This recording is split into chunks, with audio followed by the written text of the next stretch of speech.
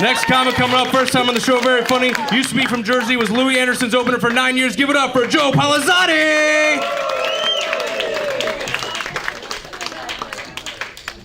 God, that credit used to be so much cooler when he was alive. Does anybody even know who Louis Anderson is at this point?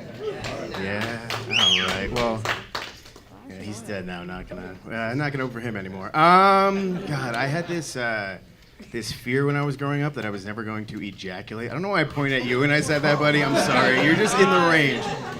Here's the thing, you guys. I was 12. I didn't know anything about my body.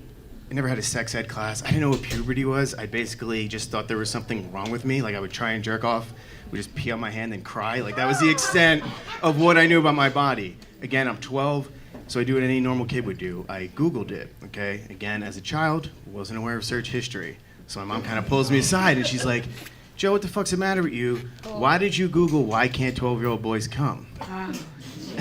Now, I was so embarrassed, I don't know what to say. I was like, no, that was Dad, yeah. Tell me not to say anything. So I'm not gonna lie, I've been fortunate enough to do comedy around the country, and the Louis Anderson credit, I've been absolutely abusing that for years. And I was thinking, what would be a cooler credit? And a couple months ago, I was doing a show, and there was this guy riding a motorcycle through the crowd. Now, I should preface, like, this was an outdoor show. He wasn't, like, popping wheelies in a Laugh Factory, okay? And I'm like, oh my God, like, that would be so much cooler, like, if this guy just rode me up to the stage on a motorcycle. And then I realized, like, one guy on a motorcycle, kind of badass. Two guys on a motorcycle, kind of gay, you know what I mean? And I realized this because my dad used to ride a Harley, and he took me out one time, and he was like, how was it, son? And I was like, I don't know, I just held your love handles for 45 minutes, Dad. Was that supposed to be exhilarating? But he would do this, like, fake Sons of Anarchy shit. Any Harley riders here? Probably not, right? Sorry. But he would drive by another Harley, and they would both, like, point at the ground, like, and they would point back, and it was super cutesy, like, oh, we're in a gang, but not really type thing. Now, my dad, he also used to drive a Miata, and he would do the same thing with a Miata. Every time he saw another guy drive a Miata, they would make an M, and then he would make it back, and then they'd pull over and blow each other. Miata jokes in 2023, you guys. Anybody here a fan of underground hip hop? A room full of white people? God, it's such a niche. Like, I like underground hip hop because, like, the best thing about listening to your favorite rapper is, like, running into them at their real job. You know what I mean? You're like, Mortal Technique, what are you doing at Denny's? Like, bro, I'm fucking working right now.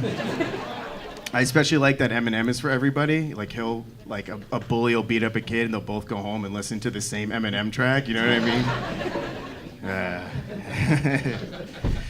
You guys think it's weird that cops just know the taste of cocaine? They're just like, book 'em, like, you kidding me? Like, is there coke tasting day at the academy? Sign me up.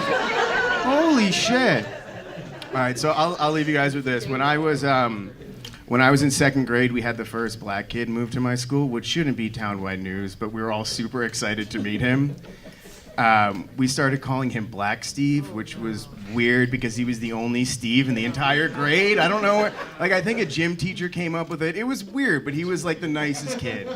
Now, a couple weeks of Black Steve, we're cool, I can call him Steve, right? Couple weeks of Steve moving there, my best friend at the time picked a fight with him and got beat up, okay? Now, Steve was just defending himself. My friend started the fight. But to make my best friend feel better, my best friend's mom went to say one of the most subtle racist things I've ever heard. She goes, don't worry, honey, one day Black Steve, like, even the parents were calling him it. It was super weird. They're like, don't worry, honey, one day Black Steve is gonna be in the NFL, which is super racist. Say about the first black kid you ever meet.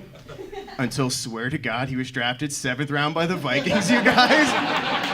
So either my best friend's mom is, like, top of the line racist, or the best NFL scout of all time. So now, I was fortunate enough to run into Steve a couple years ago at the only bar in my town, and he's the only person that's ever made it out of my town, and he's sitting backwards at the bar, and everybody's like, what's up, Steve? And not even a head nod, you know what I mean? Like, will not even acknowledge anybody. And, like, you know what, fuck yeah, you made it, you're in the NFL, and we're here, you know what I mean? So I walk by, and he hops up, and he's like, Joe! And I'm, like, looking around, like, who the fuck is he talking to? And he's like, how's comedy going? I realize he's talking to me, and I'm like, oh, shit. We're friends on Facebook. He thinks I do theaters, not this. You know what I mean? Like, he's expecting a lot. So at this point, he's on the Patriots practice squad, and I thought I had this like gotcha question, like, "Hey man, do you know Tom Brady?" And he's like, "Well, actually, I was at the house a couple weeks ago with Giselle and the kids," and I'm like, "Holy shit!" He goes, "Do you know Kevin Hart?" You ever lie to another adult so fast, you guys? I was like, "Yeah, I know Kevin Hart. He calls me White Joe." All right, thank you guys. Have a good night.